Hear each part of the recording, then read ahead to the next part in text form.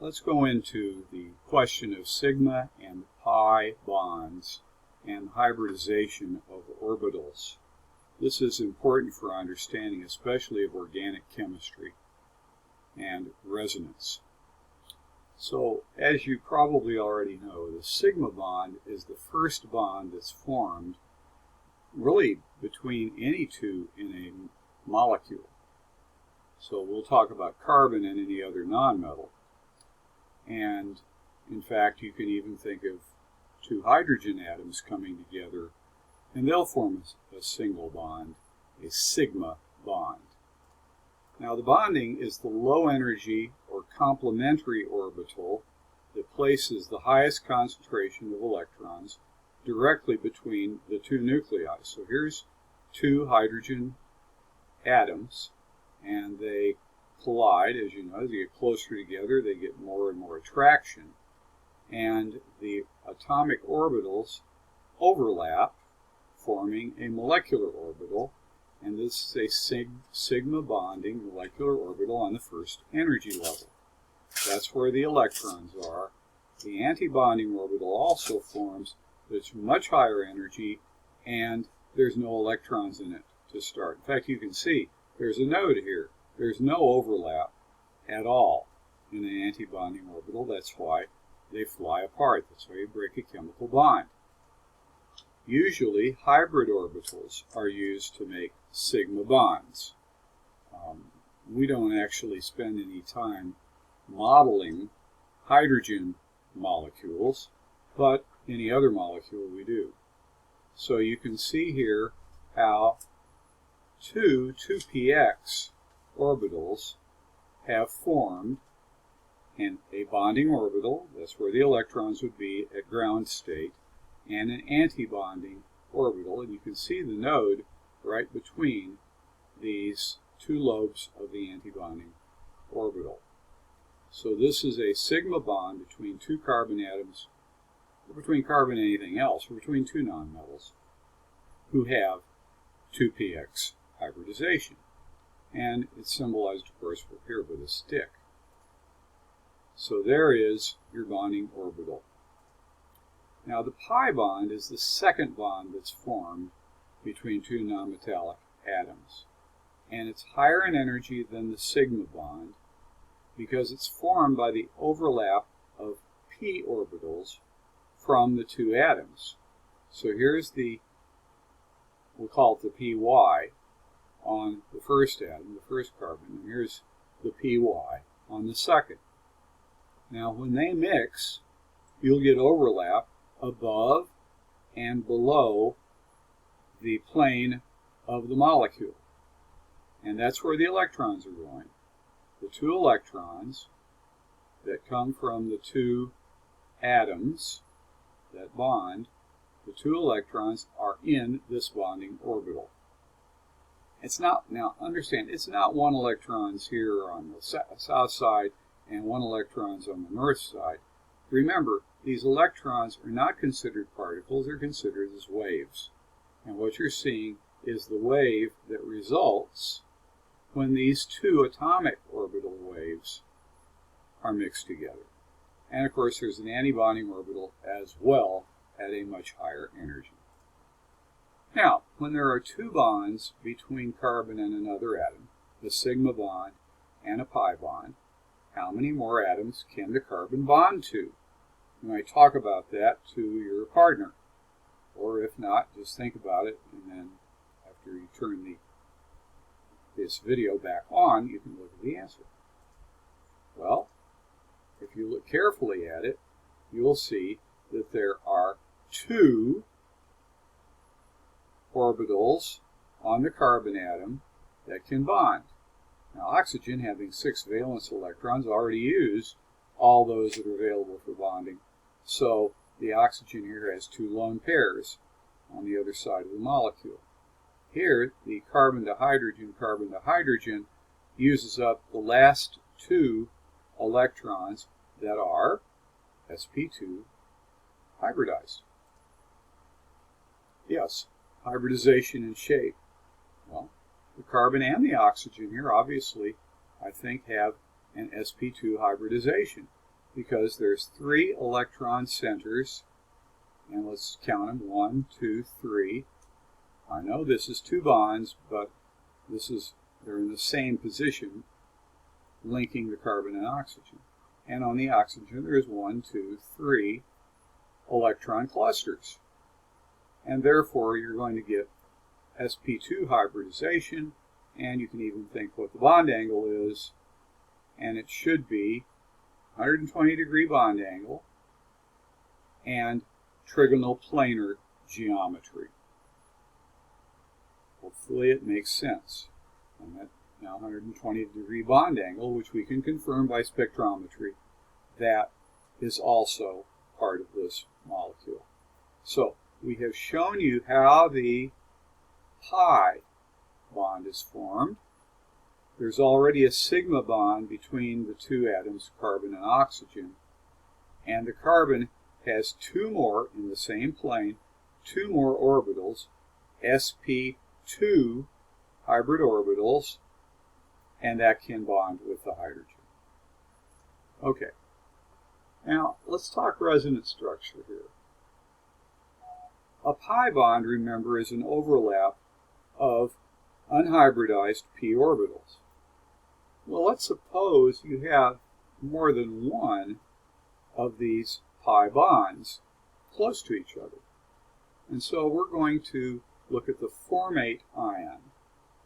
It's the anion of formic acid, which is HCO2H. So when you strip off the hydrogen ion, you get the formate ion here. Well, if you draw the Lewis structure of HCOO, you see we must have sp2 hybridization on the carbon, and there's a double bond somewhere, because otherwise you won't use all of the electrons on the carbon and one of the oxygens. So you've got a p orbital here on the carbon, you've got a p orbital here on the oxygen, a p orbital on the oxygen, the other one, oxygen. Now, what do we do with the electrons? Well, where are they going to be? Well, we could draw the double bond here, or we could draw the double bond here, because these bond lengths are the same on the sigma. And where is the pi bond? Well, it's really neither here nor there. It's neither here nor there. It's kind of over all of them. The 3 p orbitals on the carbon and the 2 oxygens all overlap.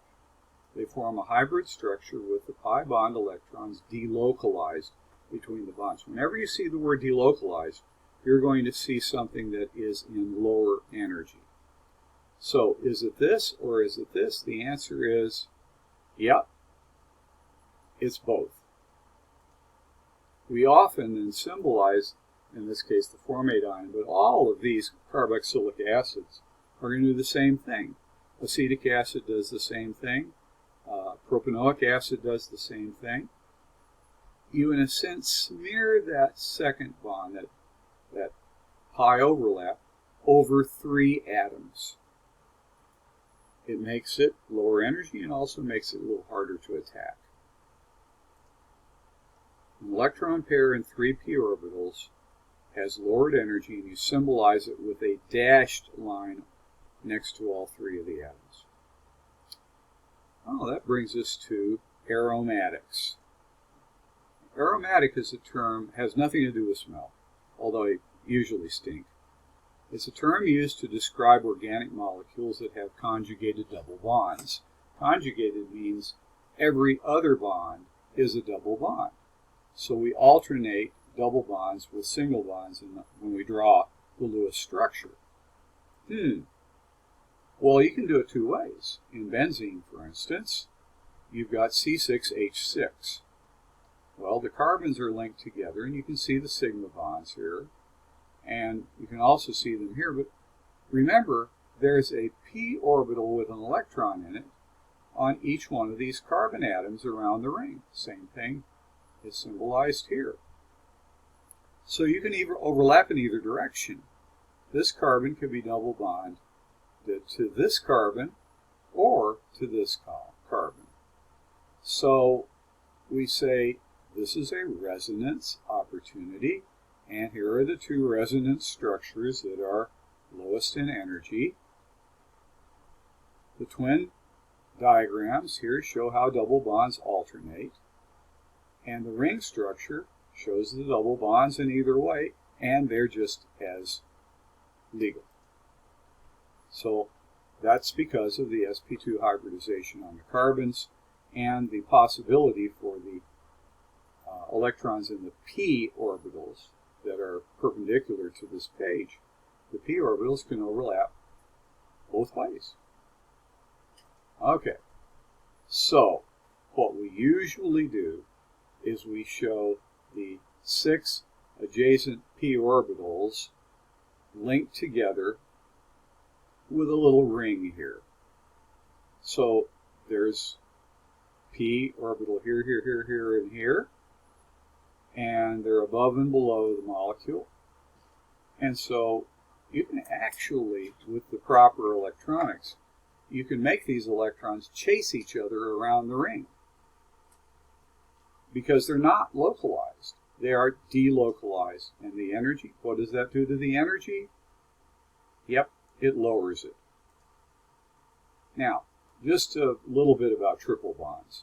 A triple bond can form, like between carbon and carbon, because remember, carbon has 4 valence electrons, and if you have the sigma bond between them, and you need a second bond, you can overlap 2 p orbitals, and that's shown possible here.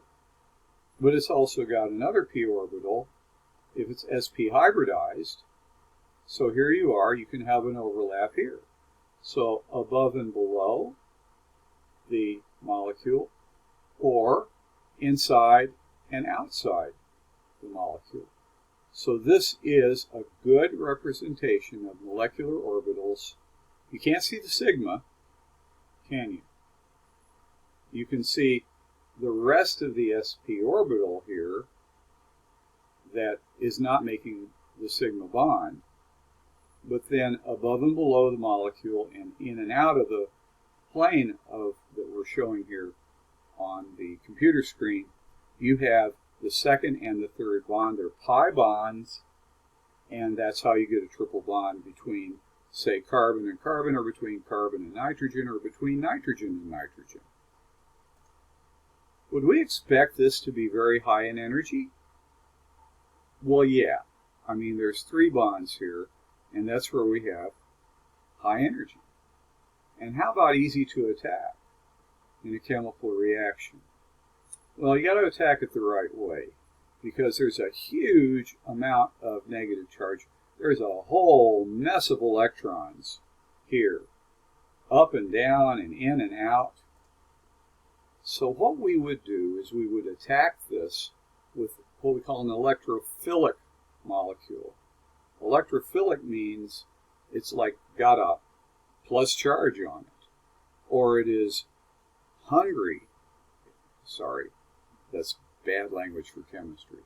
But it is eager to be attracted to negative charge. So for instance, if you think of boron trihydride, it's got that empty p orbital on the boron, and it's going to scarf up those electrons. That's one of the reasons why you would never expose boron trihydride to water, because water's got those 2 electron pairs, the lone pairs, on it. Same thing with aluminum trichloride. That's a very, very highly exothermic reaction when you put aluminum trichloride together with water, or anything that has a lot of free electrons to go after. So hopefully this has been helpful to you in understanding the sigma and pi bonds and resonance.